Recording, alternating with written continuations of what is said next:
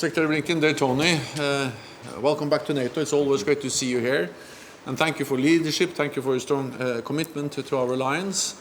Today, we have already started our foreign ministerial meeting, and we have addressed how to strengthen our support to Ukraine to create a even more robust framework for our support.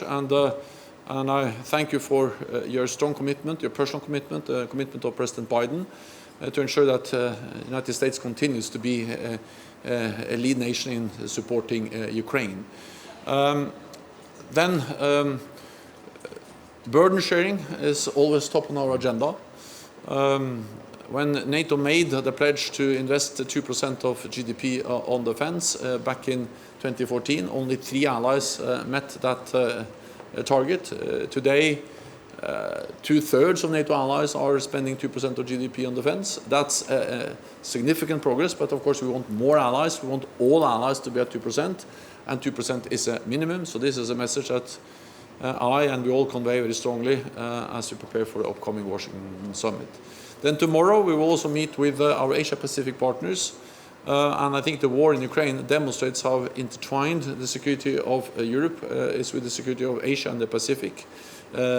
North Korea, China, Iran are supporting Russia's war aggression in different ways. So this demonstrates that security is not regional, security is truly global, and therefore it is important that we work together with our Asia-Pacific partners. And again, thank you for the strong US leadership and also on this issue.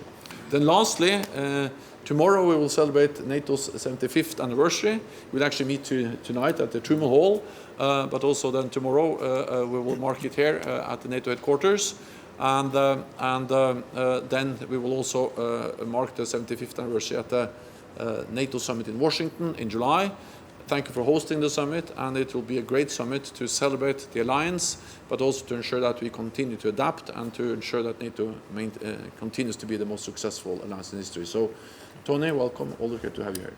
Yes, thank you so much. And as always, I have to start by telling you how much we appreciate, more than appreciate. We're grateful for your extraordinary leadership of this alliance at what is an extraordinary time.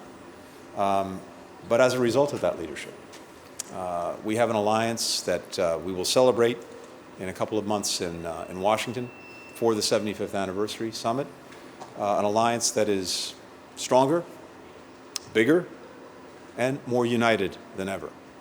And as the Secretary General said, tomorrow as we begin to formally celebrate the 75th anniversary, of course, we're looking back at the first 75 years, but the work today, the work tomorrow, the work at the summit is really about the next 75 and everything that we need to do now to ensure that this alliance remains what it has been, as Jens said, the most successful in history.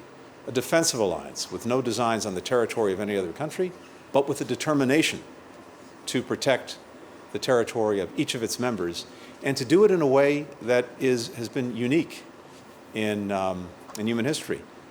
Based on the principle that we have each other's backs, that if one of us is the victim of aggression, all of us will be in to help.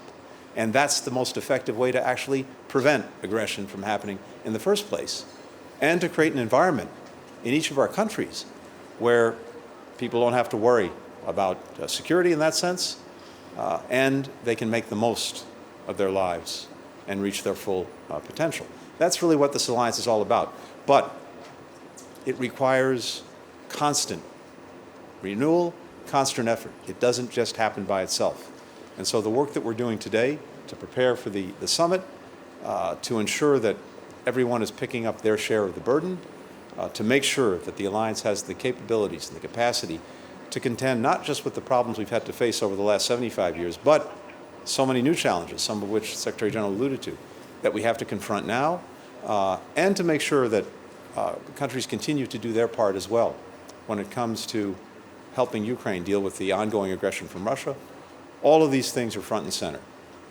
So we've had a very good session today, focused on preparations for the summit and the substance of the summit.